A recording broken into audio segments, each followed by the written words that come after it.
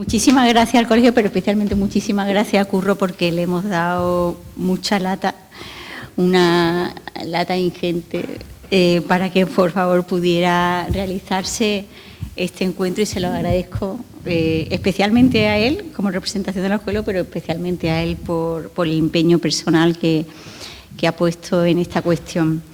Y bueno, muchas gracias a como la mesa que hay aquí, que era necesario que fuera de alguna manera tal y como es, porque realmente José María viene a presentar un libro que no es un libro, no es solo un libro, es un proyecto académico, es un proyecto biográfico, no de una persona, sino de un colectivo, y viene a contar eso, un proyecto colectivo. Entonces, la mesa también tenía que ser colectiva, e incluso hemos tenido un poco la suerte de que se incorporaran Paula y Eva, aunque no estuvieran en los papeles, cosa que les agradezco mucho, y he solicitado al colegio, bueno, que si pudiéramos hacer luego como un remiendo, cuestión que seguro que a ellas no les importa y les da igual, pero bueno, podría ser un gesto como interesante, ¿no? Es un gesto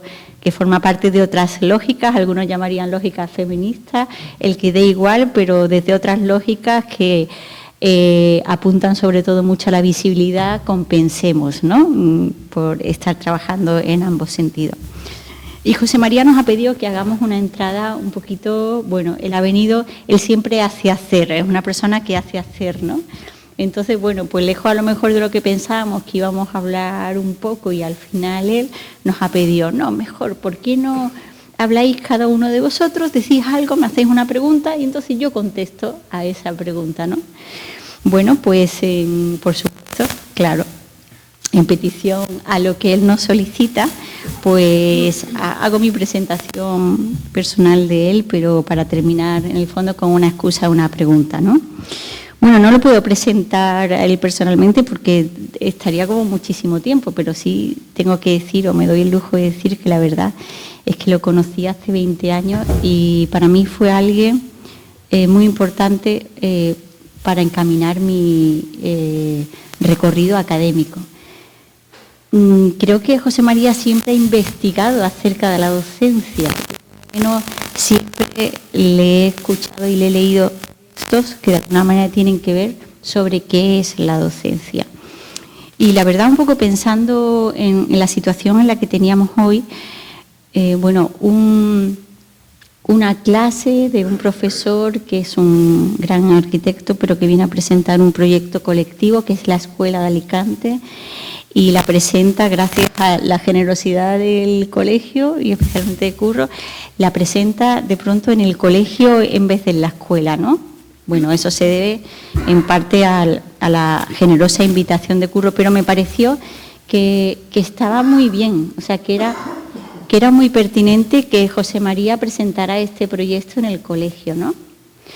Y yo voy a intentar explicitar por qué, pero yo creo que se va a ver claro a lo largo de toda la sesión, ¿no? Este curso, cuando empecé el curso con algunos de los estudiantes que están aquí, empecé con una frase que en el fondo fue una noticia del RIBA. El RIBA en mayo soltó una noticia en prensa que era que se declaraban en emergencia climática, ¿no?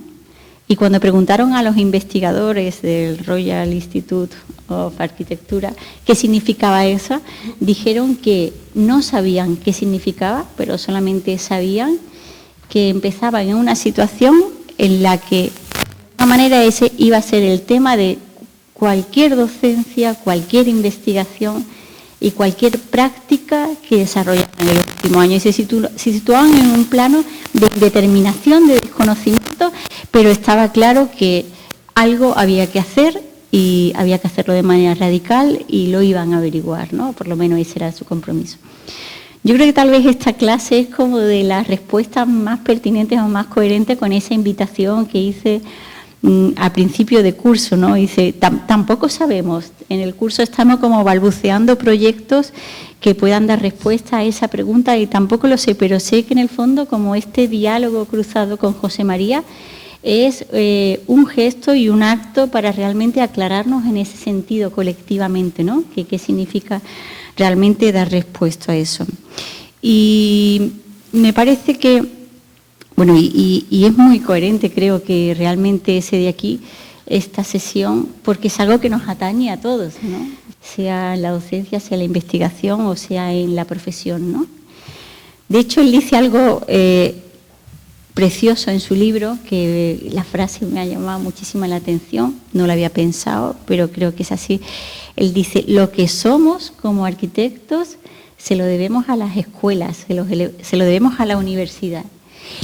Y esa frase me ha hecho pensar mucho, porque creo que realmente sí, yo creo que muchos arquitectos pensamos o pensaríamos que lo que somos, ya sea a favor o en contra, se debe a lo que alguna vez, a ese recorrido que hicimos en la escuela, muchas veces como para posicionarnos y alinearnos, pero muchas veces casi para redescubrir nuestros propios caminos también, pensando a la contra, porque a veces uno se hace a partir de, y hay mucha gente que se construye utilizando como figuras contra las que trabajar o contra las que construirse, ¿no? Por lo tanto, para mí es absolutamente coherente que esta sesión, en vez de ser en la escuela, sea aquí. También hay que decir que el libro, él presenta un libro que en el fondo, vuelvo a decir, no es solo un libro, es una biografía de toda una escuela, porque es una biografía del proyecto Alicante, ¿no? Él dice también en su libro, a Benidorm hay que ir. Yo creo que a Alicante hay que ir. Alicante es, sobre todo, una escuela de profesores. Esta frase no es mía, es algo que ya tenemos como mucho reconocido. Alicante es una escuela de profesores. Alicante es un lugar donde creo que todo profesor debería pasar para realmente como replantear sus claves, sus docencias, el qué hacemos, el cómo hacemos lo que hacemos. También para replantearlo, y lo voy a decir muy claro, nuestra relación con los estudiantes. Yo aprendo constantemente de José María, ¿no? En vez de un pensamiento como antiguo de queja o de pensar a la contra, él siempre está como reinventando su relación con los estudiantes, ¿no? De la figura, por ejemplo, pasó del alumno actor al alumno con dispositivo móvil, en que realmente empieza a trabajar a favor de eso que algunas veces nos hemos olvidado de criticar, y algunos desde alguna lógica incluso perdonar los que estáis aquí, y cada vez os digo, ¿queréis apagar esos aparatos? No, José María no caería nunca como en esas distopías, ¿no? O sea, en esas maneras de pensar arcaicas. El libro que también se presenta aquí es como un libro como muy antiguo para muchos de nosotros, porque en realidad nos lo ha ido regalando a trocitos durante todos estos años, poquito a poco, ¿no? Cada vez que veía a José María, de pronto decía, he escrito algo que es un manifiesto, te lo dejo, y tengo que decir que el manifiesto ecologizante, para una práctica ecologizante, es algo que ha acompañado mi docencia desde hace muchísimos años, que fue cuando José María lo compartió a raíz de una oposición de titularidad, ¿no? Y desde entonces ha centrado la docencia, ¿no? ¿Qué es eso que tenemos que hacer? ¿Qué es eso nuevo que tenemos que hacer? Porque en el fondo reconocimos con mucha alegría en esa frase de su manifiesto que dice, ya no somos modernos, que en el fondo significa que no queremos ser modernos y que algunos nunca hemos querido ser modernos. ¿Qué significa eso, no? Y frente a ya no querer ser modernos, autoconstituirnos como el tecnochamán, ¿no? Antes estaba hablando él con los estudiantes en una clase improvisada. ¿Qué es eso del tecnochamán, no? El tecnochamán es un ser o es un conocimiento que reconoce que tal vez hemos sido increíblemente vanidosos en esta cultura antropocéntrica que nos ha presidido, y ahora tenemos que pensar que tal vez lo más importante son como el resto de especies de nuestro planeta, y no somos sino una especie más, ¿no? Y esto tiene que cambiar nuestro hacer, ¿no? Bueno, podría seguir hablando muchísimo de José María, porque realmente desde que compartió su investigación de cátedra, por ejemplo, y la pude estudiar, vuelvo a decir, a cualquier encuentro es realmente revelador en el sentido de hacernos repensar lo que hacemos y por qué no hacemos, ¿no? Yo les pediría que, por ejemplo, si tenemos ocasión, y creo que vamos a tener la suerte, que él nos enseñe algunas de las imágenes de lo que hacen allí, no se dejen atrapar por lo visual. Creo que la arquitectura que él enseña, la arquitectura que se hace en sus escuelas, no puede ser traducida y comprendida desde lo puramente visual, sino que lo que esconde son otras prácticas y otras lógicas que se esconde bajo otras formas, pero en el fondo es solo como una nueva como vestimenta, ¿no?, que se intenta averiguar para hablar de otras cosas. Él también, tengo que decir que este libro no sería nada sin este cuadro de profesores que están aquí, como al final del libro, ¿no? Entender este libro es entender el cuadro de profesores de los que ya no están y una vez estuvieron, como Javier, Lola, ¿no?, y otros muchos, a los que están, ¿no?, y todavía están, como por supuesto Enrique, nuestro amigo Enrique Nieto, o Miguel Mesa, que son esos amigos que nos siguen haciendo pensar porque producen investigación y una investigación mucho más allá de cualquier reconocimiento externo. Lo digo también en este momento porque estamos haciendo muchas veces investigación excesivamente pendiente del reconocimiento externo, cuando la verdadera investigación y la verdadera creatividad no depende de ningún reconocimiento, ni ninguna agencia, ningún otro tipo de cuestión, ¿no? La verdadera arquitectura tampoco depende de ninguna evaluación externa. Este libro no se entendería sin Mireia, ¿no?, sin Alex, sin María José Marcos, sin Javier Peña y sin muchísima gente, muchos de otras escuelas, pero muchos que han atravesado o que han surgido como de su escuela. Yo le agradezco como a José María que esté aquí, porque también, como decía alguien en un texto de él, en un vídeo, y era Richman, hay que pensar lo imposible y hay que hacer lo imposible. Yo creo que José María nos pone en el ámbito académico a pensar lo imposible. Me ha pedido que le haga una pregunta. La pregunta tendría que ver con lo habilitante, ¿no? Los estudiantes que están aquí son estudiantes de un máster habilitante, impartimos docencia en un máster habilitante. Estamos tal vez en la institución que sería como aquella que también nos posibilitaría el paso a lo habilitante, aunque tengo que decir con grandísima alegría que esta institución, el colegio, ha reconocido que ya nos habilitamos en otras cosas, cuando, por ejemplo, en los últimos premios del COAS ha reconocido tantas otras cosas que ya no son eso que llamábamos antes arquitectura, ¿no? Decía José María en un blog hace muchísimos años: la arquitectura ha dejado de ser una princesa para reconocer su labor social, ¿no? Y en esa labor social como reencontrarse a ella misma, ¿no? Mi pregunta tiene que ver con esa, sobre qué nos habilitamos, José María, ¿no? Ahí lo dejo. Bueno, pues arranco. Curro, mil gracias por la invitación. De verdad, me encanta venir a Sevilla. Realmente ha sido un fallo técnico mío el no dejarme seducir por el tiempo y pensar que tengo que salir mañana por la mañana a las 8 de la mañana en lugar de quedarme pues todo el fin de semana en Sevilla, ¿no?, que era lo que hubiera tenido que hacer. Y más ahora que estoy jubilado, pero bueno, uno sigue siendo a veces muy escaso para darse a sí mismo ese tipo de recompensas, pero bueno, aquí estoy y estoy encantado de la invitación y estoy encantado de explicaros el trabajo que está detrás de este libro, ¿no? Y lo que he pedido es que, bueno, que cada uno y una me vaya presentando y que de alguna manera dé pie a explicar algo que tenga que ver con el libro, ¿no?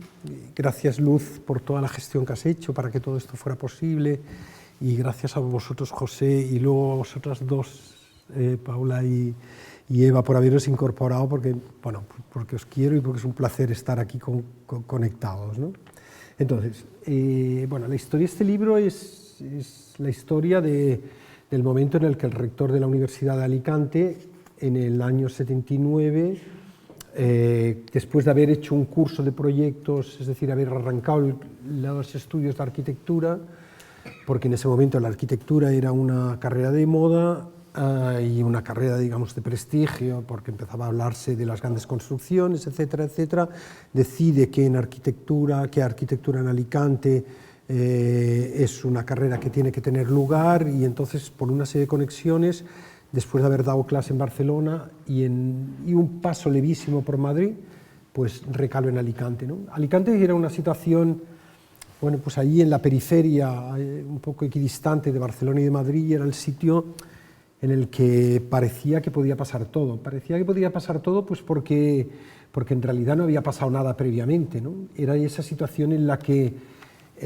no había ningún estamento, ningún previo, ninguna historia previa a la cual yo tuviera que dar explicaciones de lo que pasaba, de lo que hacía, y lo que podía pasar, ¿no? Y sobre todo, digamos, era el momento en el que,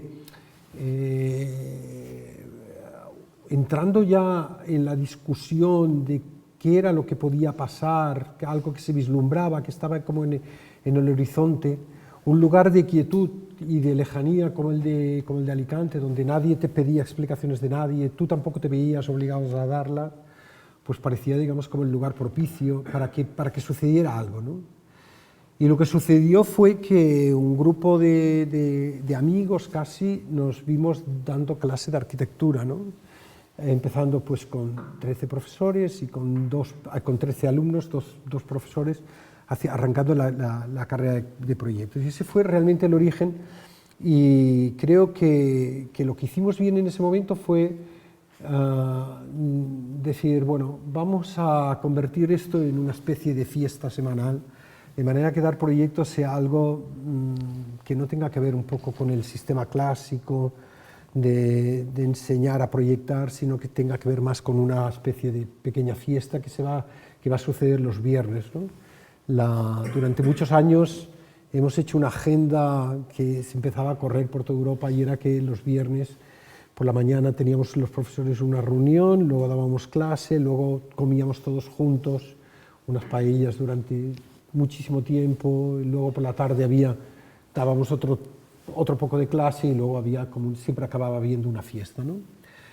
Con lo cual era una forma física era una evidencia física de que algo queríamos cambiar, ¿no? Y que algo debía cambiarse empezando por nosotros mismos, ¿no? A mí me gusta enseñar estas imágenes en las que yo realizo esta serie de pequeños performances, porque haciendo esto yo me encuentro convertido en un activista, ¿no? Y ser un activista es algo, yo creo que es consustancial con la idea de la arquitectura, ¿no?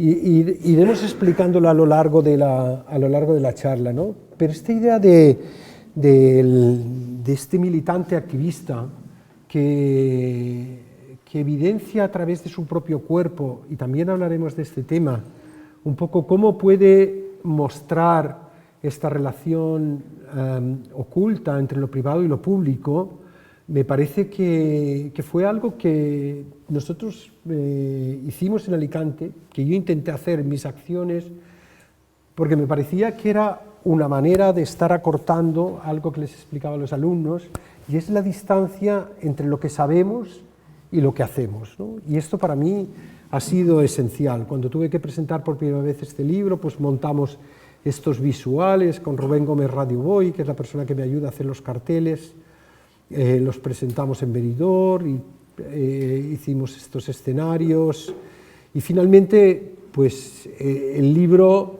tenía esta imagen que tenía que ver con este momento en que José María Torres Nadal aparece vestido con el mismo traje que se había puesto para la jubilación, explicando a los seres de todo tipo qué es lo que ha pasado en Alicante, ¿no? Hay un capítulo 3 que es, yo creo que es el capítulo en que yo digo, la universidad, lo que es la arquitectura, lo que es la docencia de la arquitectura, lo que son los estudiantes, etcétera, no puede pensarse sin entender que hay un ecosistema de 4 partes, que son los estudiantes, que son los profesores, que es la universidad y que es la arquitectura misma, las que construyen como el escenario, el mundo en el que nosotros estamos implicados, en el que estamos envueltos, en el que estamos inmersos, en el que somos, por un lado, independientes, sin guión, y en el que, por otro lado, somos independientes, en el término, en la manera como utiliza Donna Haraway, ¿no? Estar en el problema, estamos implicados, estamos inmersos en el problema y queremos estar inmersos siendo, digamos, activistas en el problema. Y es entender estas 4 partes que le venía diciendo a Juan Luis cuando venía, son 4 partes como en un cuadrilátero, a veces están peleando, a veces están haciendo el amor entre ellas, a veces están haciendo el amor en partes. Es muy importante, yo creo, entenderlo para poder asumir hasta el final cómo las instituciones pueden, de alguna manera, ayudarnos y ser soporte de aquello que nosotros estamos intentando construir como nuevo, o bien, digamos, cómo ellas mismas pueden ser realmente, digamos, el freno que se opone radicalmente a que haya, digamos, unos procesos de cambio. Luz me pregunta, digamos, ¿qué es en este momento ser habilitante? El proceso de habilitación, es decir, el proceso de idoneidad. Es decir, si te atienes a los protocolos de la universidad, los procesos de idoneidad no habrían cambiado, habrían cambiado poquísimo, se habrían hecho como algo más inteligentes de lo que fueron, pero seguirían siendo los mismos. Cuando en este momento el tipo de relación que nosotros mantenemos con el afuera ha cambiado sustancialmente porque hemos entendido que ese afuera ya no existe fuera de la arquitectura, ¿no? Esta disminución de la distancia entre lo que sabemos y lo que hacemos es un poco lo que en Alicante hemos intentado suprimir lo más posible. Hubo un momento que yo me di cuenta de ello hablando de la condición de lo moderno, porque estuve invitado en la exposición de 2006 del MoMA de Nueva York, ¿no? La exposición del MoMA de Nueva York era la exposición que Terence Riley, el curator del MoMA, en ese momento hizo porque dejaba la curatoría, la responsabilidad de las exposiciones de arquitectura en el MoMA, y lo hizo con una exposición sobre los proyectos públicos en España, ¿no? Él seleccionó un proyecto que ya había hecho, que es el Auditorio de Villajoyosa, no tiene muy a cuento explicarlo aquí, pero bueno, lo podéis encontrar en la red, en la red. Y cuando yo estaba en las salas del MoMA de Nueva York, recuerdo, digamos, sabiendo que debajo estaban las maquetas de Le Corbusier, que estaba Mies, etcétera, etcétera. Aparte del orgullo, hubo un sentimiento que viví, que podría traducirlo como una especie de zozobra de pensar que aquello que estaba exponiéndose allí ya no representaba por completo lo que estaba ocurriendo en la arquitectura española.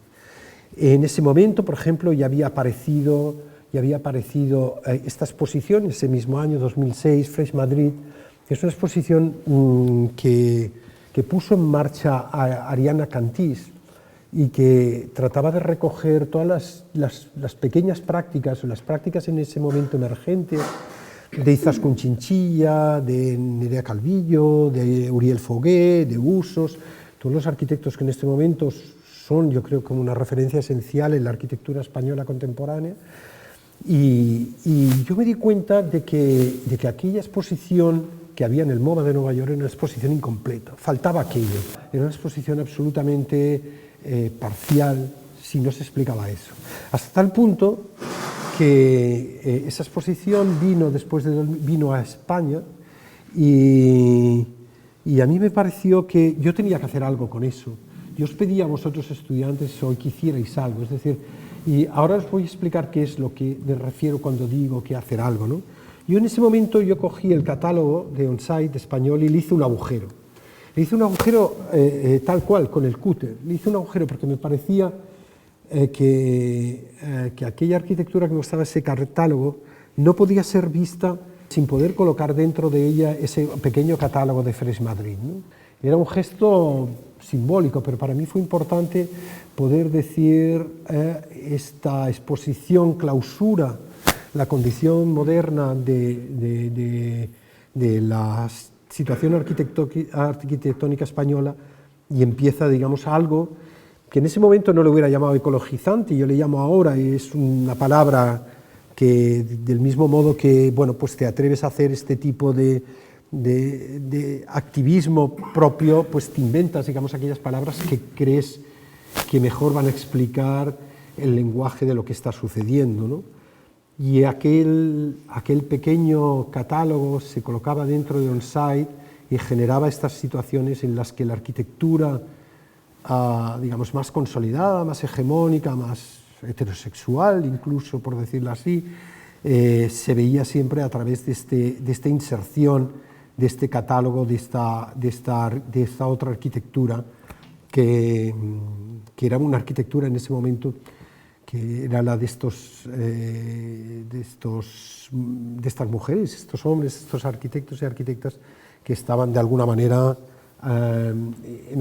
emergiendo. Entonces, volviendo al tema del habilitante, ¿no? ¿Cómo construir en este momento qué es lo habilitante? Claro, desde el momento que tú te haces esta pregunta, ¿qué es lo habilitante? Es decir, se lo tienes que hacer a las 4 instituciones. No se lo puedes hacer a la arquitectura, no se lo puedes hacer a la universidad, se lo tienes que hacer a los universitarios, a los estudiantes, a los alumnos, porque hay algo absolutamente cierto, y es el enunciado de Stenger, ¿no? De Isabel Stenger, que afirma radicalmente, digamos, que no puede ser pensar el futuro sin que estén presentes en ese pensar aquellos que van a vivirlo, ¿no? No lo puedes hacer sin estar ausentes, digamos, los profesores, digamos, ellos y profesoras que están dejando todo lo que saben en las escuelas de arquitectura, enseñando e intentando ellos también ser activistas, convertir, digamos, o sea, incluso intentando que la universidad, con todo su dispositivo burocrático, no amague, no apague lo que en el libro llamo esta erótica de los arquitectos, y la puedo explicar en el sentido de esta erótica, me refiero a esta condición con la que nosotros exhibimos el cuerpo y nuestra acción sobre la materia como un argumento esencial de nuestro trabajo. Esto es algo que no deberíamos perder absolutamente nunca, porque es privativo de nuestra manera de dar clase. Tengo amigos sociólogos, amigos economistas, amigos no sé qué, etcétera, y se quedan como maravillados de la especie de esparpajo que nosotros tenemos, y lo tenemos, de poder construir algo, de hacer unos carteles, etcétera, etcétera, para poder dar forma, y ese es nuestro pequeño tesoro a aquello que nosotros estamos pensando. Entonces, ¿cómo no ser habilitante delante de la universidad para decirle, no, nosotros vamos a cumplir, pero tú no puedes dejar no puedes dejar de que yo sea, digamos, ese personaje, él o ella, que realiza este tipo de prácticas que a ti te pueden parecer extravagantes y que son esenciales para ir construyendo ese futuro, digamos, tan incierto. Y no puedo dejar de hacerlo, de pensar delante del Colegio de Arquitectos, ¿no? El Colegio de Arquitectos tan progresista en tantos y tantos momentos como ahora vosotros, ¿no? Como lo fue en los colegios de arquitectos en la lucha contra la dictadura en un momento determinado, el Colegio de Arquitectos de Barcelona, y tan reaccionarios en momentos determinados, los consejos superiores, etcétera, y tan pacatos a la hora de aceptar que las cosas obviamente pues tienen que cambiar, ¿no? O sea, es decir, esta idea de que decimos las cosas para luego poder pensarlas es algo que que creo que hemos hecho en Alicante. Y bueno, yo creo que no ha ido mal, la verdad es que creo que no ha ido mal. Seguimos, José, sigue tú ahora, venga. Así está bien, ¿no? Un poco yo, un poco vosotros, sí, prefiero, sí. Sí, bueno, pues muy contento de estar aquí, gracias al colegio, gracias a Luz por la invitación, gracias a José María, bueno, y encantado de estar aquí con Eva y con Paula. Entonces, la verdad estoy contento, bueno, porque tengo una relación también con José María y con varios compañeros de Alicante, bueno, con casi todos, o con muchos, ¿no?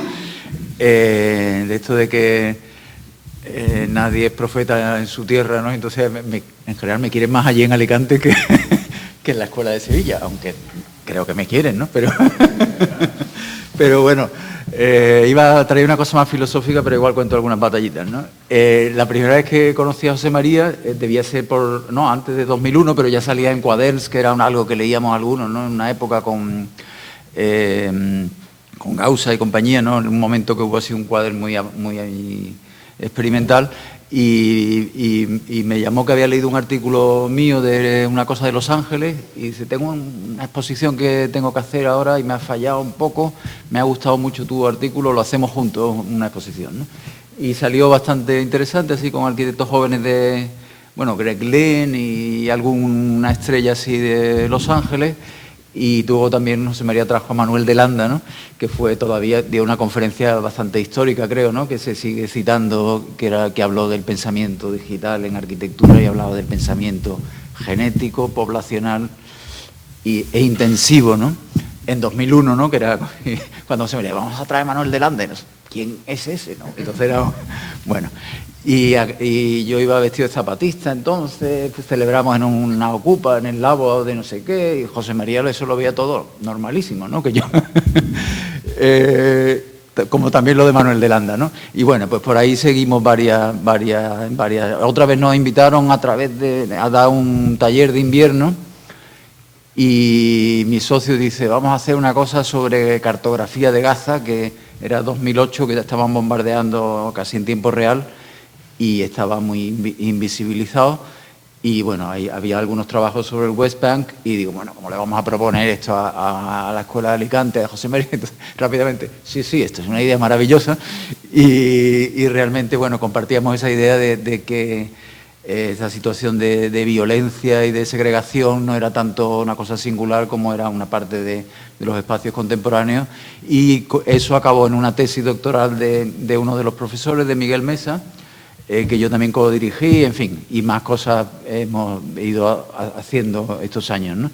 Entonces, bueno, quizá eso por dar una idea de la experimentación, que sería, vamos, esa era una parte muy pequeña, pero lo que quería contar un poco más filosófico era un poco la idea de los amigos, que ya se ha dicho, pero bueno, que estaba releyendo 20 años después a Deleuze, un poco antiguo, pero releer no está mal, Deleuze y Guattari, y hablan de los amigos como una de las figuras de la filosofía, un personaje conceptual, dicen él, de los griegos, y por un lado era la idea de amigo como en filosofía, que ya no era el sabio que poseía el conocimiento, sino era amigo del conocimiento, amigo de la arquitectura, y creo que esa posición es muy de Alicante, en el sentido de que no es una posición de ahora estoy viendo Saint Oiza o no sé qué, bueno, no lo conozco, igual hablo mal de él, pero creo que la posición de Alicante es más, somos amigos de la arquitectura, somos amigos del conocimiento, no lo poseemos, y es una relación así un poco erótica también, como dice, pero bueno, pues el pretendiente, y es de una modestia y una experimentación que me parece bastante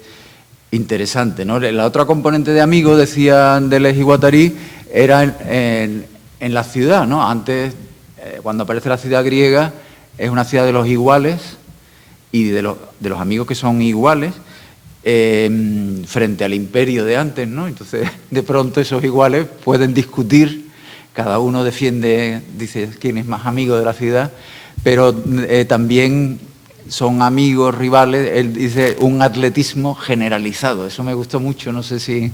Y también lo veo yo en Alicante, esa idea del atletismo intelectual no generalizado en la que todo el mundo está pensando y maquinando. Tú te vas a uno de esos viernes a comer con esta gente y cada uno te cuenta una historia increíble, ¿no? Y súper estimulante, ¿no?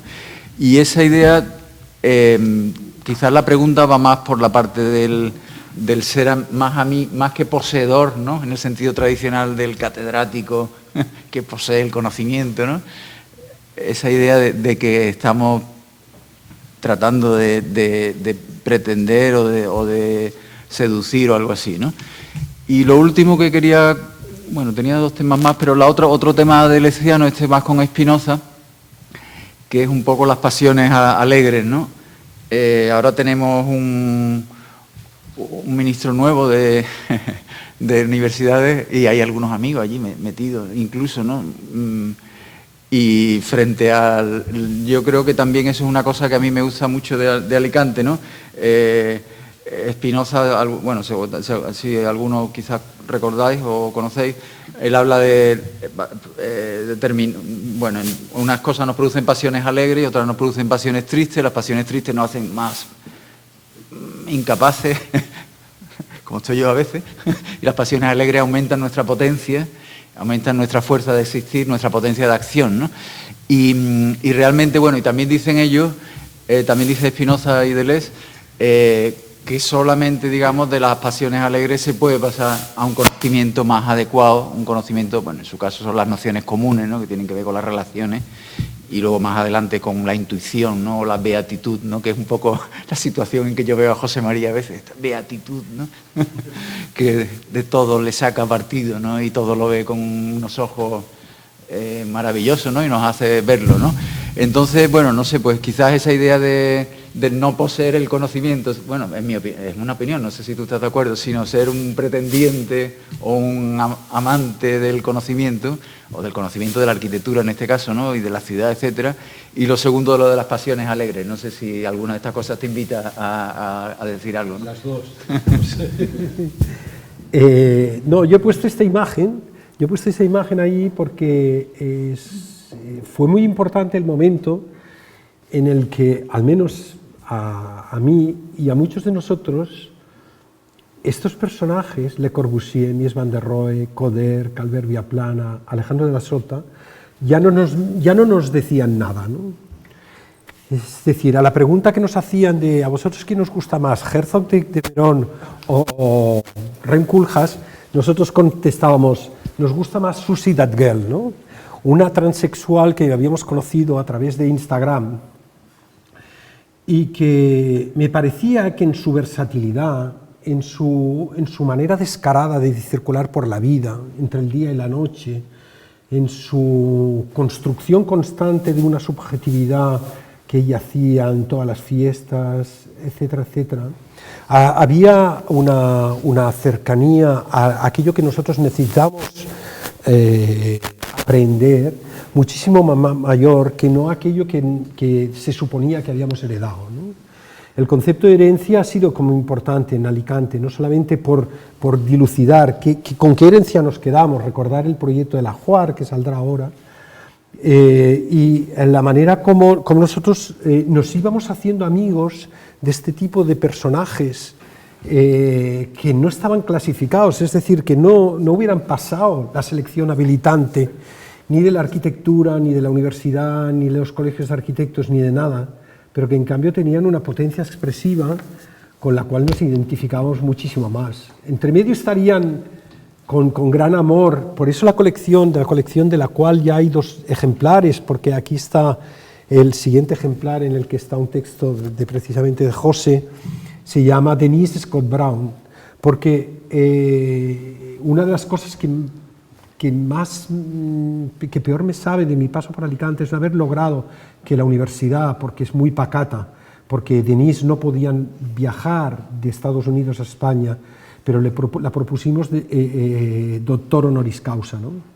Nos parecía ella que había sido segregada y marginada incluso por su propio marido, es decir, que ella, que había construido, digamos, ese enunciado poderosísimo que era Learning from Las Vegas, es decir, que había dicho, no, la arquitectura es esto que está ocurriendo ahí. Nosotros estamos viviendo lo que está ocurriendo en Las Vegas, pues es esto de lo que tenemos que construir los objetos arquitectónicos nuestros.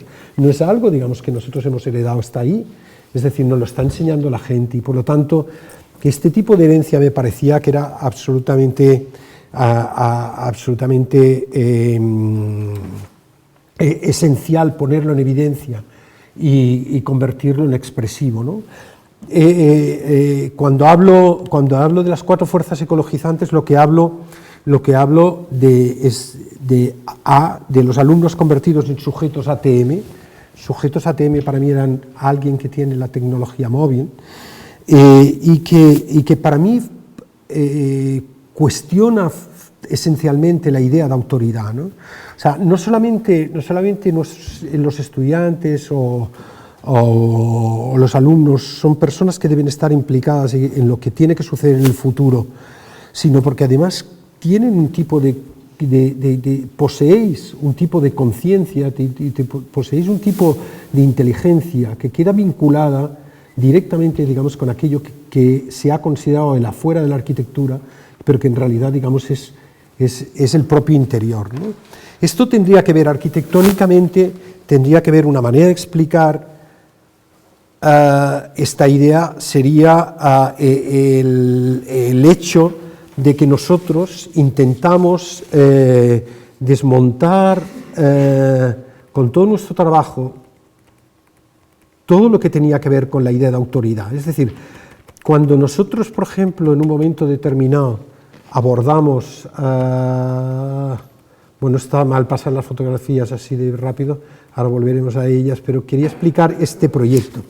Quería explicar brevemente este proyecto. Es decir, Benidorm es un caso extraordinariamente singular y tiene que ver con los amigos, porque tiene que ver con las historias. Benidorm es un sitio, yo he venido, digamos, en el tren lleno, absolutamente lleno de gente mayor, con una juerga, eran sevillanos que venían de Benidorm, que se habían pasado de coña. Benidorm es el sitio que la gente mayor folla más de todo el mundo, además salió en los papeles, en el Herald Tribune, no sé qué país, se lo pasan de coña, entonces venían encantados de la vida. Y unos que se iban para el norte, dice, ahora que nos vamos a ir otra vez a mojar al norte, ¿no? Decía Margarita. Benidorm es un sitio en el que nace porque las mujeres heredan de las familias los peores terrenos, y los peores terrenos eran los terrenos que estaban dando a la playa. Los hombres, los varones, heredaban las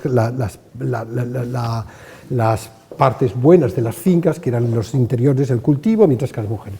Y las mujeres que se casan con marinos mercantes, no con pescadores, se dan cuenta de que empiezan a llegar turistas. Hay una historia real, y es el momento en que el alcalde de Benidorm, en Vespa, se va a ver a Franco para decirle, oye, la Guardia Civil está prohibiendo que las turistas se bañen en bikini, y las turistas son esenciales para Benidorm. O sea que Franco dice, autorizado el bikini en Benidorm. Entonces, esas mujeres construyen estos hoteles, de manera que los hoteles que van creciendo paulatinamente son hoteles que tienen como una entidad familiar muy potente. Allí no hay las grandes cadenas, son hoteles que han sido construidos por las familias de allí y que proporcionan esta imagen de lo que es Benidorm. Entonces nosotros, con Mireia y Alex, empezamos a darnos cuenta de la posibilidad que ofrecía un dispositivo arquitectónico tan claro como era el hotel, como para estudiar a través de él una transformación de qué era lo que debía suceder en Benidorm. Pero claro, no se trataba de hacer las maquetas de los hoteles, lo que se trataba de hacer era explicar, dar visibilidad material a las controversias que estaban incluidas en las maquetas de los hoteles, que es completamente distinto. Es decir, porque nosotros tal vez no estemos en condiciones de pensar el futuro, al menos que no queramos caer en un cierto futurismo, pero sí que estamos en condiciones de colaborar con las otras especies, con los otros humanos, con los otros no humanos, con los tecnochamanes, etcétera, etcétera, a pensar cuál es el campo en el que esa amistad, en construir esa amistad de la que habla José Pérez de Lama, para poder construir, digamos, los espacios de discusión en la que los hoteles y los hoteleros y los usuarios de los hoteles, etcétera, se ven representados. Yo creo que este hotel, el Hotel Mediterráneo, ahora no sabré explicarlo, el Hotel Venecia era un tema que tenía que ver con las aves y las palomas, y a mí me parece que estas maquetas, igual que el que os he explicado anteriormente de del ajuar, de cómo un ajuar puede llegar a convertirse en el material susceptible de ser un proyecto de fin de carrera, o cómo en un hotel en el que estaba a punto de ser desahuciado por el ruido que había en ese hotel, tanto por las lavadoras como por las aspiradoras. Entonces se convierte para esos estudiantes en que lo que querían era hacer un nuevo festival de música en Benidorm. El ruido de las lavadoras y el ruido de las aspiradoras se convierte en el pretexto, digamos, para construir, digamos, una imagen sobre la que trabajar y cómo ese ruido puede llegar a ser también material arquitectónico, ¿no? Yo creo que esto ha sido como fantástico darnos cuenta de que podían suceder las cosas así, cómo entendíamos que los flotadores, los dispensadores de crema solar, etcétera, se habían convertido, digamos, en un problema, y entonces cómo esa era un posible objeto de discusión. Fue un curso absolutamente maravilloso que acabó de esta manera, todos medio en pelotas en el aula, digamos, simulando estar en la terraza de un crucero, ¿no? Es decir, ¿por qué? Porque era importante, digamos, acabar implicándonos nosotros en esta especie de cuestionamiento de nuestra propia subjetividad. Y bueno, esto yo creo que es un poco lo que explicaría, ¿no? Volviendo sobre la idea de autoridades, digamos, es cómo desmontar, es decir, establecer el lenguaje, establecer el proyecto, establecer la discusión en un contexto en el que todo el mundo tiene algo que decir, ¿no?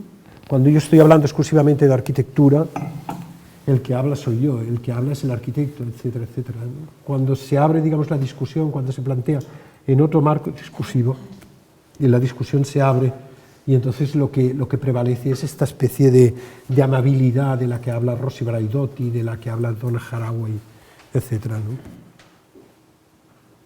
Eva, perdón, Paula. Y casi que no me lo creo, porque son de estas cosas que cuando, bueno, ya es que el tiempo pasa tan rápido, pero a mí me parece casi como si fuera ayer, cuando era estudiante, como si fuera hace nada. Y yo a José María lo conozco como lectora primero, de leer sus textos. Yo creo que, o sea, tenéis que leerlo. Para mí, uno de los textos de arquitectura más hermosos, yo creo que a él no se lo he dicho nunca, que yo he leído jamás, es la introducción a la publicación en la colección Arquitectura, me parece que es El viaje de Oriente de Le Corbusier. O sea, es como Le Corbusier, que era como mi arquitecto, que me fascinó y me encantó. El primer libro que me compré de arquitectura, el volumen gordo de las obras de Le Corbusier, y luego le acabé como cogiendo manía, porque se convierte como en representación de algo que queremos superar. Y yo recuerdo que al leer este texto me reconcilió con la humanidad, con la vulnerabilidad, con un mundo complejo que hay detrás de la arquitectura, y que te invita también a pensar en los arquitectos estos, que es de los que se supone que somos legados o no, de una manera diferente a los relatos que nos muestran. O sea, que ahí hay un doble rasero, una doble relación, que está por un lado lo que realmente fueron y lo que nos llega a través de todo lo que son los aparatos culturales.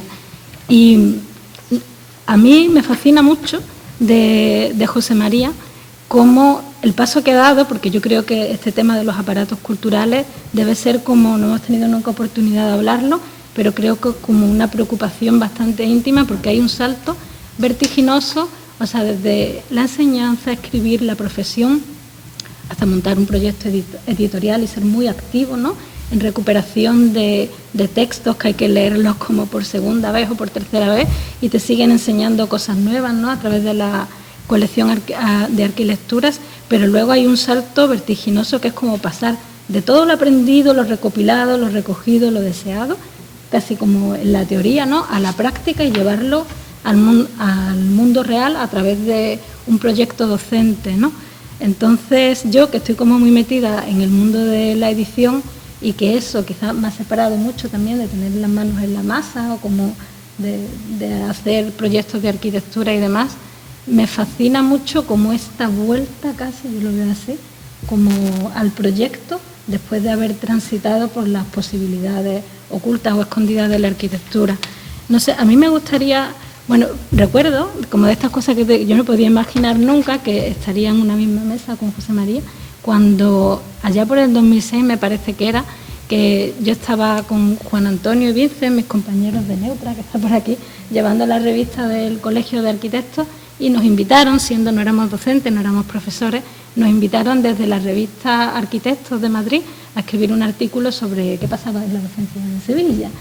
Pero les interesaba también este punto de vista un poco desde fuera, y es el número de estrategias de formación y recuerdo que para escribir lo que nosotros planteamos, que fue como una visión de toda la enseñanza intersticial que se desarrollaba en la Escuela de Arquitectura de Sevilla, miércoles al mediodía, que yo creo que siguen los MUS, ¿verdad?, el Foro de las Barriadas, el Pechacucha, que empezaba entonces, y el referente para armar nuestro artículo fue los textos de José María sobre docencia, y luego cuando me llegó la revista Arquitectos estaba a las pocas páginas, estaba un artículo escrito sobre la escuela de Alicante de José María, y después uno de Andrés Jaque, que entonces era profesor de Madrid y que ahora casi la acompaña casi seguido, ¿no? Y que es la segunda voz que aparece en este libro, y donde todas esas ideas que ya nos planteamos nosotros a través del estímulo que nos producían sus reflexiones,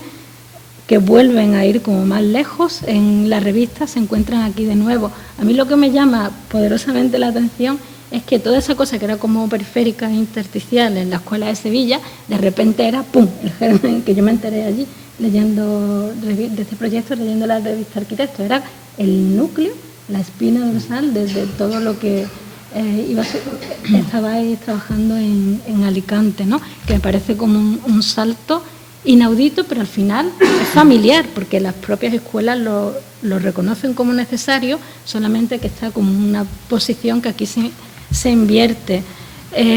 A mí me gustaría, es que podría decir tantas cosas, no sé, pero me gustaría como quizás compartir dos o tres cosas que me han encantado del libro, que no lo he terminado de leer, voy como poco a poco,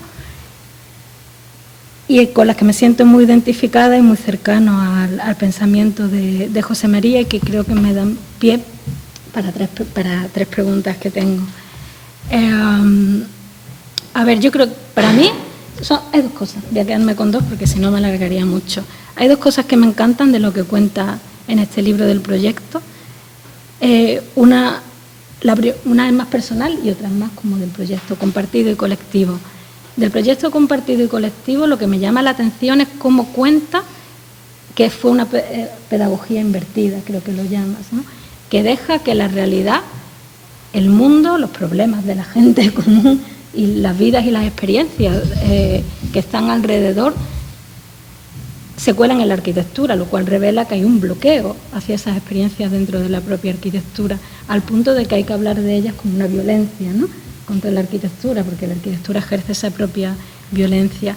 Pero a mí me parece precioso cómo cuenta que es ese abrir de reconocer la arquitectura en los problemas, en las experiencias de la gente, de los alumnos, es lo que va transformando y va construyendo el propio proyecto docente. A mí me recuerda mucho a un libro a un cuento de Borges, que es mi favorito, que tiene un nombre muy estrambótico que no lo voy a conseguir, bueno, tiene un nombre estrambótico que no lo voy a conseguir repetir, pero que cuenta la historia como de un grupo de intelectuales y amigos que se reúnen y crean una enciclopedia, y esa enciclopedia acaba, las ideas que allí se recogen, que es un mundo imaginario, acaba infiltrándose en el real y lo transforma al punto de que desaparece, ¿no?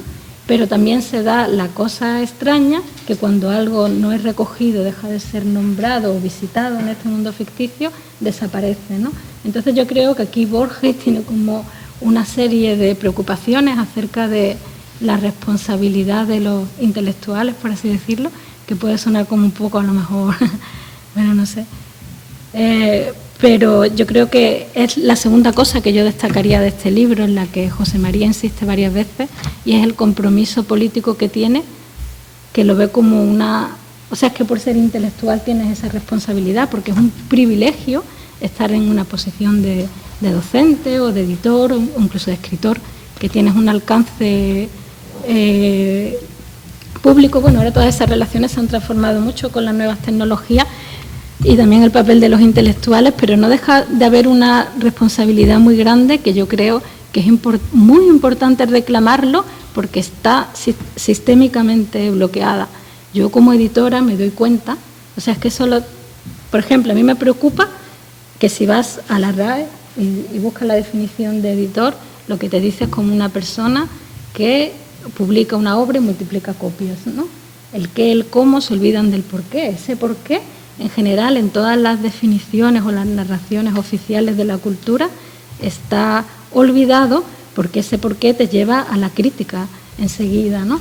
Entonces, ese compromiso con la crítica es casi una exigencia de la responsabilidad que tiene hacia el bien común el intelectual, por su posición privilegiada de poder modificar valores interviniendo en la cultura por esa proyección hacia el público que tiene, ¿no? Entonces, yo creo que eso es como... Y sin embargo, parece como revolucionario o raro, porque parece que lo normal sería una actitud neutra o contemplativa, cuando en realidad la responsabilidad y el vínculo con la crítica es consustancial, no ya de los editores, los profesores, los escritores, sino de la propia cultura. No sé, ahora, por ejemplo, nos vemos obligados a decir, a mí me llama mucho la atención el título independiente, que para hablar de porque también resuena con el mundo de la edición, ¿no? Un sello editorial independiente, arquitectura independiente. ¿Independiente de qué? No es ya del mercado, es independiente del encorsetamiento, de las definiciones de las narrativas oficiales, que son construidas, yo creo que casi de una manera inconsciente, a imagen y semejanza, o reproduciendo el modelo productivo taylorizado por el cual se dividen las tareas y a cada persona se le da un espacio y un lugar del que no se puede salir, y donde la posibilidad de error, de incertidumbre, incluso de placer o de goce, se erradica porque se teme, ¿no? Entonces, a mí sí me gustaría reclamar como una cosa que a lo mejor es un poco polémica, y te pregunto a ti si lo es, José María, porque dentro de esta necesidad de romper, está muy claro que se rompe con el proyecto ilustrado, ¿no? En la docencia, que recuerdo que Andrés Jaque hablaba de ello en estrategias de formación, pero es que yo lo veo fundamentalmente humanista. Lo que pasa es que el humanismo acaba malentendiéndose, identificándose quizás con el proyecto liberal que cree en el progreso y en el curso benéfico del desarrollo de la técnica y económico. Pero, o sea, yo me imagino la escuela de Alicante y a mí me recuerda mucho al liceo de Aristóteles. O sea, como se llamaban los peripatéticos, ¿no? Pues, paseaban por los bosques y filosofeaban en los gimnasios, como mezclándose con todo, no estaban cerrados. Aristóteles creo que es el primer coleccionador de libros de la historia, y de ahí pasa a formar una biblioteca, pero que además es una biblioteca abierta, a diferencia de Platón, su maestro, que él cobraba por la enseñanza. Allí él daba las clases como de forma abierta y gratuita, y empieza como una cultura de la polémica. La palabra humanismo, aunque me sorprendió leer hace poco, que aunque la relacionamos siempre con el Renacimiento, su origen está en la cultura ya en los griegos, y viene de una palabra que tiene que ver con, ahora no recuerdo cómo era, pero tiene que ver con polémica. O sea, ahí al final la responsabilidad del intelectual no es ni transgredir ni revolucionar, como se malentiende, sino es simplemente mantener abierta la duda. Entonces, a mí me parece que en la Escuela de Alicante han hecho una labor encomiable, que es una referencia para mantener muchas dudas abiertas, ¿no? Y creo que además ha tenido un impacto muy grande en formas de ver y pensar y en prácticas que a lo mejor no son concurrentes con la experimentación brutal y radical que allí se tiene, pero están informadas por ella, y a mí eso me parece un gran valor. Si hay que romper, transgredir es romper, o nos tenemos que reconocer como parte de un cierto legado y reclamar que en realidad a lo mejor somos el centro, ¿no? O somos, lo digo en plural. Quiero decir que lo que pasa es que se han perdido tanto la visión o la noción de las cosas, que lo que intenta es recuperar algo que es un compromiso nuclear inherente para toda actividad, todo trabajo intelectual, de repente aparece como periférico, ¿no? Porque la realidad está ficcionada o distorsionada, como también planteas aquí. No sé, luego, otra pregunta que me da mucha curiosidad dentro de esta fiesta, celebración constante casi de Alicante, ¿cuál es la cosa más fascinante o asombrosa, inesperada o increíble que recuerdas, que pudo pasar, que imagino que serían muchos, pero ¿cuál podría ser esta?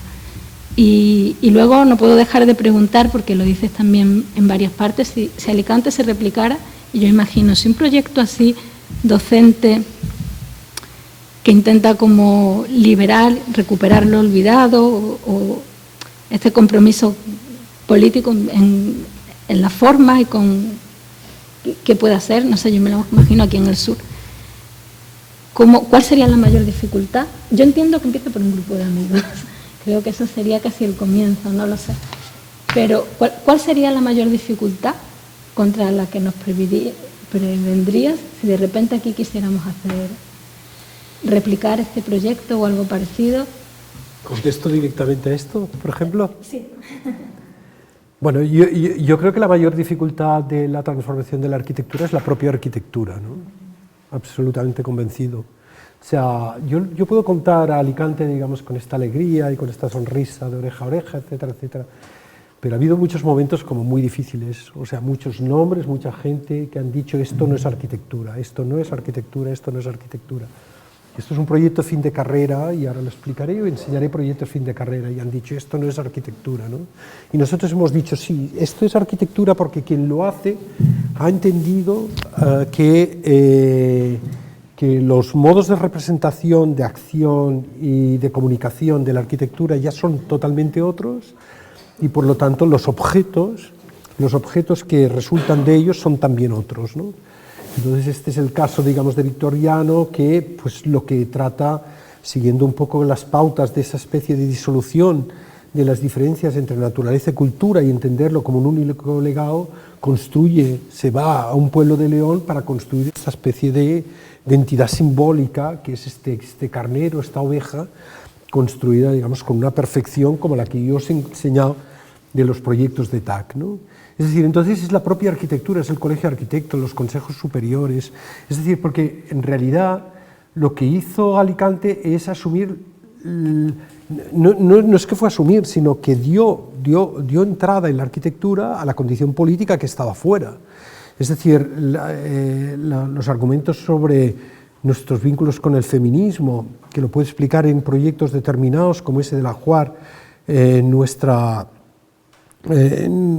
adscripción a pensar y a situar el cambio climático y todas sus consecuencias en el centro como una cuestión central, etcétera, etcétera, nos convertían de pronto, digamos, a nosotros en unas entidades políticas que eran rechazadas por quienes entendían que la arquitectura era una entidad que no debía, ni podía, ni debía ser modificada, ¿no? Entonces la mayor dificultad es esta. Yo creo que la fiesta fue el antídoto que nosotros utilizamos para vencer este tipo de resistencias que no fueron pocas, ¿no? Que no fueron absolutamente pocas. Respecto a la experiencia más fascinante que tuve y que he tenido es la de Proyectos Cero, ¿no? La de Proyectos Cero es que en un momento determinado, ante la necesidad de organizar la docencia de la introducción al proyecto de arquitectura para la gente que empezaba la carrera, estoy hablando del año 2000 y pico, empezamos a discutir con Enrique, con Miguel, cómo lo hacíamos, si lo hacía yo como catedrático, si lo hacían ellos, no sé qué, etc. Y yo me acordé de la experiencia de Alvin Boyarsky en la IAEA, que él creó las famosas units y que dio entrada a los arquitectos más jóvenes. Entonces yo dije, no, quien debe hacer el proyecto cero son los arquitectos que justo acaban de terminar la carrera con mejores notas. Porque son ellos los que pueden comunicar con más intensidad, con más vehemencia, con más fulgor, qué es lo que han aprendido, qué es lo que esperan, qué es lo que han soñado, qué es lo que ha sucedido, ¿no? Entonces, estos son imágenes de Proyectos Cero. Es decir, que alguien haga que alguien haga esta construcción, nada más llegar a la escuela, construyendo esta especie como de palomar simbiótico entre los humanos y los pájaros, o que la construcción de castillos de arena se convierta en una manera de explicar las partes de un proyecto que tienen que ver cómo se construye, cómo se dibuja, cómo se mide, cómo se registra, cómo se construye una leyenda en torno a él, etcétera, etcétera. Me parece que fueron experiencias absolutamente únicas, que ya que ha salido esta imagen, de hecho nosotros lo que hacíamos era seguir una realidad que ya estaba operando. La imagen de ET es de 1980 y pico. Es decir, en 1985 y pico, Ridley Scott había dicho cuál es nuestra relación con las otras especies. La ficción estaba cuestionándonos que la dinámica que nosotros que la propia arquitectura había establecido era una dinámica, digamos, ya absolutamente obsoleta. Y entonces eran esos proyectos fin de carrera que iban apareciendo, esas arquitecturas que ya empezaban a surgir, las de Anders Hacke, las de Izaskun, las que ya he citado antes, estos proyectos que aparecían en la escuela, a los cuales lo único que hicimos fue darles curso, es decir, pelearnos y decir, no, esto es un proyecto fin de carrera, además un proyecto fin de carrera es una matrícula, porque tenemos que confiar en la potencia oculta y en la potencia que desprenden el proyecto de Verónica, que lo que hace es mapear todos los sitios de desahucio de Madrid, convertirse ella en una activista y en la parte de abajo planificar, digamos, un asalto a las Torres Kío que realizaron, o sea, como para ocuparlas, o los proyectos de Frufru, en las que de alguna manera la experiencia doméstica es revisitada desde la disidencia tecnológica, el proyecto que estaba explicando del ajuar, el proyecto de los paisajes de la Amazonía, de las nuevas condiciones de supervivencia, cómo Maripepa Ramos convierte, ese sería otro ejemplo, cómo Maripepa Ramos convierte un problema de herencia entre familiares en el proyecto fin de carrera. O sea, la discusión de la división de todas unas herencias de la familia en el proyecto fin de carrera. Y fue una discusión sobre cómo rehacer ese legado, cómo transmitirlo, cómo cuidarlo, cómo poder dibujar a través de multiagencias y multiagentes un territorio, es decir, donde un territorio ya no es solamente lo que los humanos somos capaces de ver, sino aquello que de alguna manera formaría parte un poco del nuevo materialismo, ¿no? Es decir, de cómo las cosas incluso suceden lejos de la pregnancia de la mirada humana, ¿no?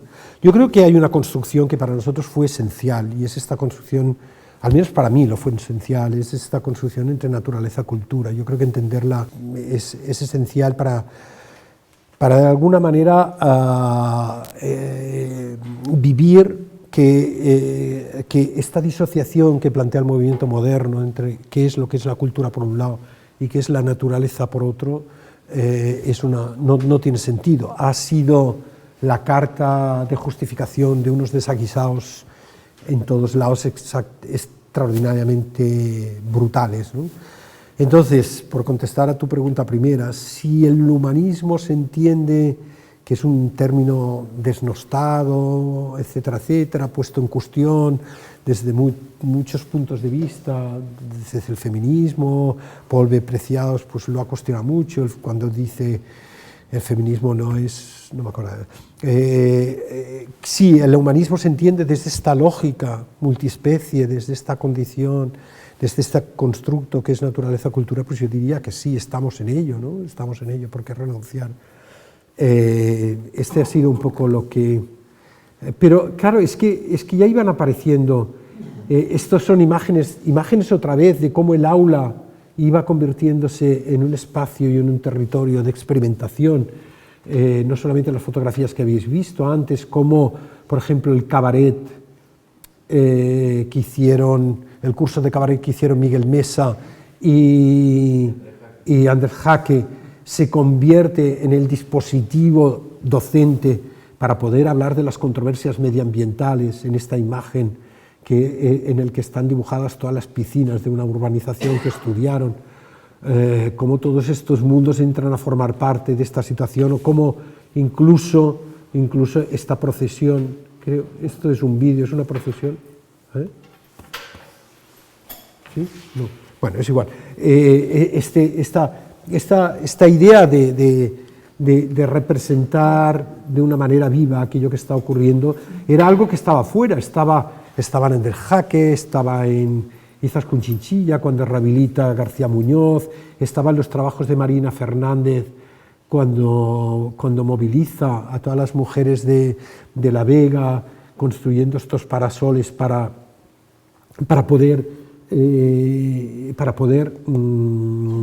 proteger del sol y generar esta situación de comunidad. Y siempre esta idea de construir algo, esta construcción de Nerea Calvillo en la Bienal de Seúl, midiendo la contaminación y dando visibilidad a la contaminación. Esta construcción de Nerea Calvillo en el centro, transformando por completo el espacio de donde se celebraba un congreso o el SOS, un festival, a través de esta especie de lo que ella llamaba polivagina. Estas construcciones de TAC, donde un pretexto como tener una ostra en la mano, en la figura de abajo, es el pretexto para iniciar una reflexión sobre la nueva materialidad o los trabajos de uso, en el que las remesas de lo que los sudamericanos, que el dinero que los sudamericanos en España mandan a sus hogares, a Latinoamérica, se convierte en el pretexto de creación de un nuevo urbanismo, o bueno, los proyectos de Ander Jaque, etcétera, o las acciones de Miguel Mesa, de Enrique, la mía misma, de Mi casa es un museo, o cómo esta especie de nuevos aparatos culturales entra en la academia, en este caso a través de La gata de Niebla de Ander Jaque, o el proyecto que os he contado de Phantom, ¿no? de la nueva representación de los artilugios de esto. ¿Sí? Eva. Bueno, yo ya... me queda poco por señalar, se ha ido un poco como diciendo todo. Yo simplemente, bueno, agradecer a Lu la invitación informal, porque realmente la invitación no parte de hoy, sino que hace, ¿cuándo fue? En noviembre, ¿no? Además coincidía que estaba yo en un momento, bueno, que estoy en un momento, ¿no? de repensar, casi como de crisis, de estas 4 vidas paralelas que uno empieza a tener, ¿no? Como la práctica, la investigación, la docencia, la maternidad, la mujer, ¿no? Un poco que te hace un poco volverte loca. Pues a ver un poco cómo empieza a coser la cosa para que sea como una, ¿no? Y en ese momento como de crisis, de pronto me dice Lu, oye, que va a ir José María a Málaga, que si lo quieres presentar, ¿no? Entonces, claro, es como bueno, que una vez más es como muy oportuno, porque de pronto cae en mí no solo el libro, que supone ese ahondar en una amalgama de cosas que uno intenta como coser e hilar para que no se transforme en 4 personas, ¿no? Y donde además, pues a mí me parece como fascinante que no solo se haga un libro, sino que realmente pues reproduce, digamos, o recoge una vida en una escuela de arquitectura, que es un poco lo que yo cada vez me resulta cada vez más complejo, ¿no? De decir, bueno, cómo la docencia, yo no estoy del todo de acuerdo, o sea, por un lado sí, por otro lado no, en el de que somos lo que las escuelas, porque yo en ese sentido me siento casi atrapada, en el sentido de igual que como madre. Es decir, reproduces, yo rechacé la escuela todo lo que pude, pero de pronto me veo como docente intentando reproduciendo cosas y entonces me quiero salir de mí misma para no reproducirlo y entonces ahí es donde, claro, efectivamente hace falta como un debate y una crítica, que aquí estamos una tarde y espero que la Escuela de Sevilla la tengáis, y donde las escuelas deberíamos estar realmente dándole vueltas para salirnos de nosotros mismos. O sea, ahí yo me siento muy, muy atrapada y por eso me parece fascinante, pues es un proyecto colectivo, claro, uno no se puede salir de sí mismo solo, sino que tiene que bueno, pues renacer un poco. Entonces, en este sentido, pues me parece como que todavía seguimos con muchos miedos, o sea, ya yo terminé en el 2001 y había ese miedo y era como lo periférico y todavía, desgraciadamente, sigue siendo lo periférico de lo que habla este libro y de lo que la Escuela de Arquitectura de Alicante ha trabajado. O sea, hay mucho miedo a todo esto y hay un poco si te sales tienes luego que responder a, bueno, y esto cómo lo metes en el currículum, o esto cómo se construye, o esto cómo se dibuja, que me parece buenas preguntas, pero que de alguna manera siempre hay como el test final de, ¿no? Has llegado, lo que tú preguntabas, ¿no? Cómo se llega a...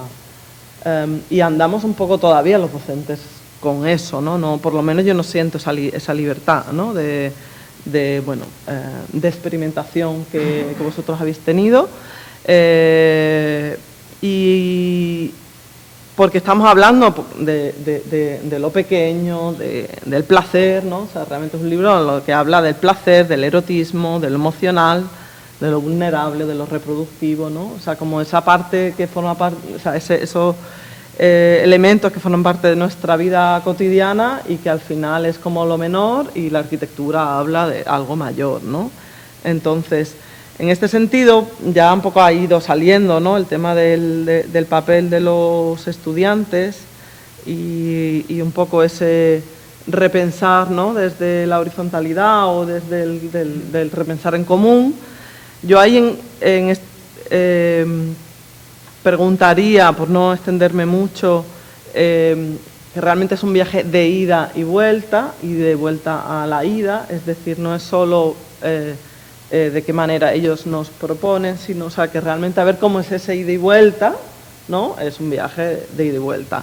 Y también con ese lo real, con ese exterior, con esas personas que viven, esas personas que habitan Benidorm, cómo es, bueno, invaden la universidad y de qué manera hay esa vuelta un poco o sea, cómo se le devuelve o cómo... sí, digamos que me parece difícil a mí como docente, que desde la práctica docente ya es difícil integrarlo, digamos esa mirada de lo que está pasando fuera dentro de la universidad. Mi pregunta es, bueno, ¿y cómo lo que se debate y esta performance de dentro, bueno, sale fuera, que ya hemos visto algunas imágenes, pero transforma, o digamos qué tipo de interacción hay en ese sentido? Y también, por ejemplo, que me hace gracia lo de la naturaleza y cultura, porque bueno, hice un máster en antropología y donde se hablaba de naturaleza y cultura. Y en la Escuela de Arquitectura nadie ha hablado de lo que los geógrafos, los antropólogos están debatiendo sobre lo mismo. Ellos también hablan de ciudad continuamente y nosotros un poco no somos como estamos continuamente reiterando, o sea, digamos, somos muy autorreferenciales. Y en este sentido, si vosotros pues habéis, digamos, establecido también ese tipo de relación con esas otras disciplinas que no sé si se creen tan sabedoras de la verdad, pero desde luego nosotros no la creemos, ¿no? Y entonces, no, es que, bueno, yo sé que Esther Gisbert estaba haciendo la tesis justo con este antropólogo, que ahora no me acuerdo su nombre. Pero, bueno, este vino a Sevilla, a la UPO, cuando yo estaba haciendo el máster, y es como de, ostras, es que habla de habitar, ¿no? O sea, y eres un antropólogo, pero digo eso como un geógrafo, como ¿no? O sea, Tim Ingold, ¿no? Entonces, ¿cómo este viaje de ida y vuelta, que son varios, ¿no? Hay muchos, pero entre docente, estudiante, pero no solo de idas, o no solo de ida, sino también de ida y vuelta, ¿no? También de ida y vuelta con el exterior, digamos, con las personas, con los barrios, ¿no? Y también de ida y vuelta con las otras disciplinas que también hablan de todo esto, ¿no? Y bueno, o sea, a ver un poco cómo lo hacéis vosotros o cómo lo habéis experimentado. Y siempre, bueno, como a mí me parece fascinante, a mí, bueno, lo que se cuenta en el libro y lo que puede llegar a generar. Ahora, bastante negativa también por otro lado, porque yo creo que todavía es muy periférico, o sea, hay mucho miedo detrás y por eso me da mucho gusto, ¿no? Como un catedrático de universidad, ¿no? Hable, ¿no? Rompa un poco y habla con cátedra, ¿no? Porque al final esto importa en la universidad, que se hable con cátedra, ¿no? Porque hay que tener los galones. Entonces está muy bien, me parece como muy rompedor, no solo que se haya hecho una universidad, digamos, una escuela de arquitectura ahí y además con gente detrás tan, ¿no? que ha sido tan relevante o es tan relevante el momento en el panorama actual. Pero todavía veo que hay mucha reproducción de las prácticas, ¿no? políticas y no creo yo que sea tan inconsciente, sino muy consciente de que hay que reproducirlo. O sea, no es inconsciente, es consciente. Sí. La institución dice, tienes que seguir reproduciendo. Sí, claro. Sí. A ver, frente a esta pequeña dosis de escepticismo tuyo, Eva, voy a ver si le pongo un poco de alegría. Y es que para nosotros fue esencial en un momento determinado como ser muy conscientes de que cuando hablamos de todas estas cuestiones que forman el contexto de la cultura contemporánea, esa es la realidad. O sea, no es que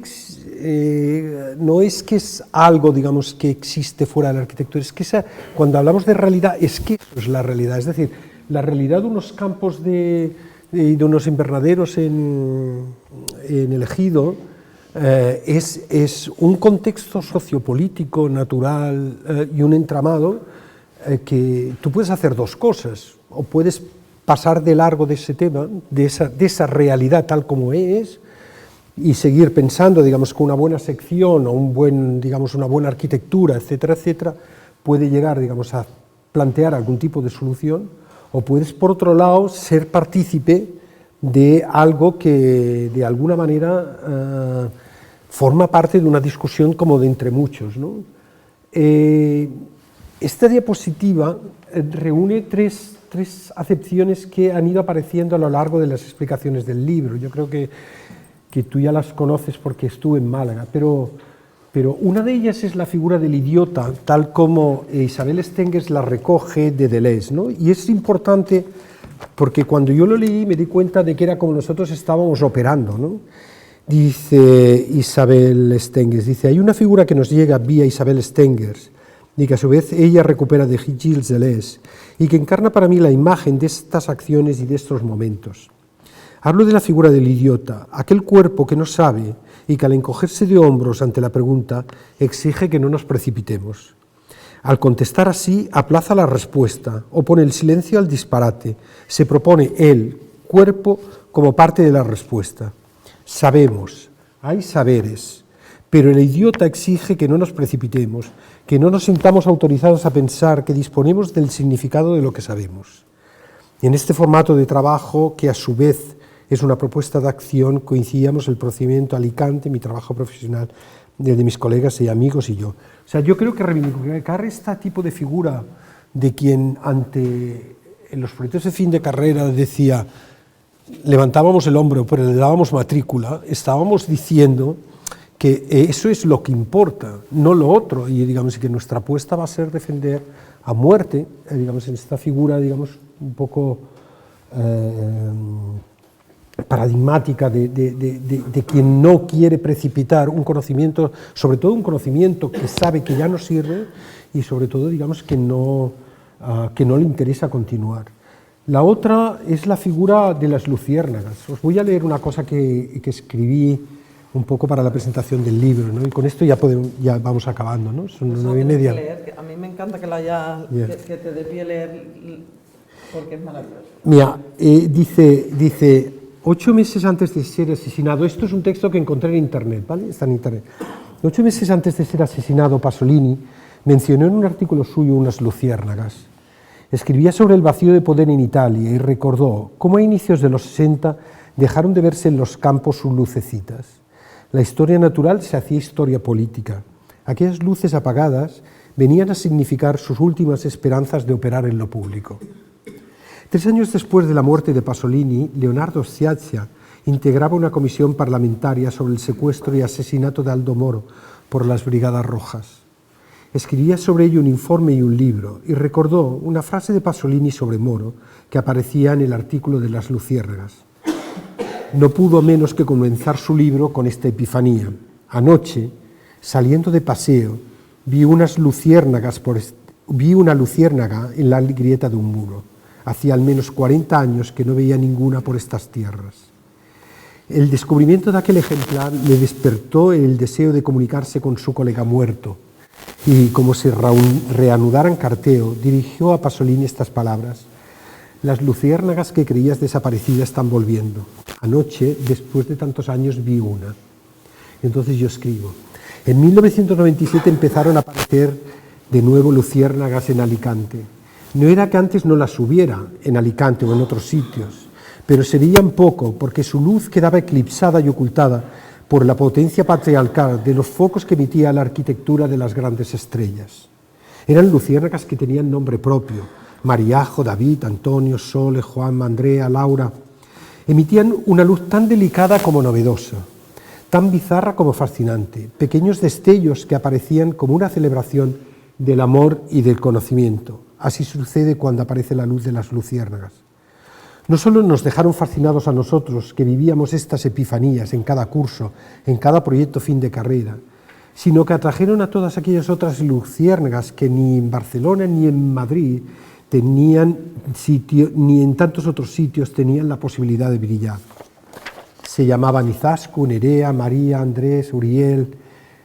Desde entonces no hemos hecho otra cosa que cuidar que esas lucecitas no se apagaran nunca, pero sobre todo hemos confiado en ellas y hemos mimado esa luz, por pequeña que fuera, porque ella tenía una potencia de transformación y de cambio muy superior a la arquitectura de las grandes estrellas. Y sigo, pero no voy a seguir. No es un enunciado poético el que desarrolla aquí, es sobre todo un argumento político que se sirve de la poética para poder completarse. ¿Y cuál es ese argumento, el argumento central del libro? En realidad son dos.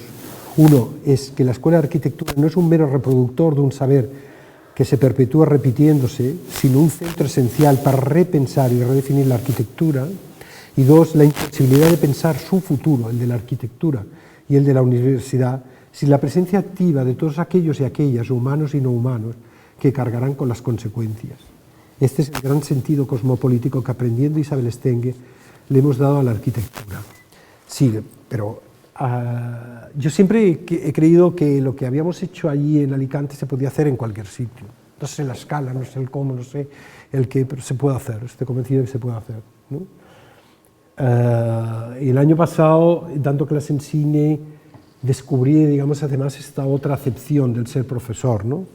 Que tenía que estar recogido aquí entre lo que le llamo los derechos de la arquitectura, ¿no? El derecho de los profesores a ser más matronas que ideólogos, matronas que atienden y ayudan a dar a luz, que ayudan a que emerja y prevalezca lo que ya existe en cada individuo e individua, matronas que viven y enseñan a vivir en la ética de los cuidados, ¿no? Me parecía que la sustitución del autoritario profesor, digamos, que se convierte en transmisor de una determinada ideología y que trata que aquellos que le escuchan hagan exactamente aquello que él espera que suceda y que además, digamos, catalogue desde lo que él conoce y lo que él sabe de arquitectura como que aquello es arquitectura o no es arquitectura. Me parecía que estaba justo en las antípodas de este personaje que lo que hace es ayudarte a respirar, que te permite que tengas especial confianza en lo que tú estás haciendo, que está de alguna manera jaleándote como para que no dejes de respirar en esa dirección y que y que te considera, digamos, esencialmente como un igual, ¿no? Y que los criterios de conocimiento no dejan de ser sino una historia compartida, ¿no? Es una construcción entre muchos y entre muchos distintos, ¿no? Y esta es un poco la de esto. No sé, no tengo la sensación de haber contestado, pero bueno, es que tampoco quiero contestar directamente, no sé, o sea, yo creo que había algo, que dije en Madrid, y era que estaba contento porque no había escrito un manual de autoayuda para llegar a ser un buen profesor de proyectos, ¿vale? Y esto me gustaba, ¿no? En todo caso, he escrito un manual de cómo ser un activista provocativo, entonces puede ser que sí, pero no un manual de autoayuda, ¿no? Y entonces, en este sentido, pues no sé si te puede ayudar mucho, Eva.